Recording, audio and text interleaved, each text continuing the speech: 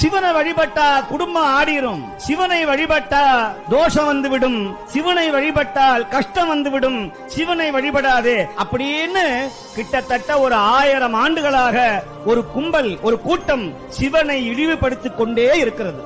ஆனால் ஒரு பக்கம் இந்த பக்கம் இழிவு பண்ணுச்சுன்னா, ஒரு பக்கம் நீங்க என்னைக்குமே இந்த தியரியில எதை நீங்க அடிக்கடி விமர்சனம் பண்றீங்களோ அதை தான் அடிக்கடி போய் பார்ப்பான். எதை நீ பார்க்காதேன்னு பிளாக் பண்றீங்களோ அதைத்தான் நம்ம ஆளு போய் அதுக்குள்ள என்னையா இருக்குன்னு பார்ப்பான். நீங்க சிவனை வழிபடாதேன்னு சொன்ன ஒரு கூட்டத்தினால இன்னைக்கு உலகெங்கிலும் அடியார் திருக்கூட்டம், உழவார பணி, திருக்கைலாய வாத்தியம் வாசிக்கிற மெய்யடியார்கள், ஆணடியார்கள், பெண்ணடியார்கள், திருநங்கை போன்றவர்கள் கூட இன்னைக்கு மார்பல ருத்ராட்சத்தை அணிந்து கொண்டு வீதியில சிவசிவா சிவசிவா என்று கதறிக் கொண்டிருக்கிறார்களே, அந்த நிலையை உருவாக்கியவன் நம்முடைய பெருமானும் நம்முடைய நால்வர்களும் அருபான்மை நாயன்மார்களும் தான்.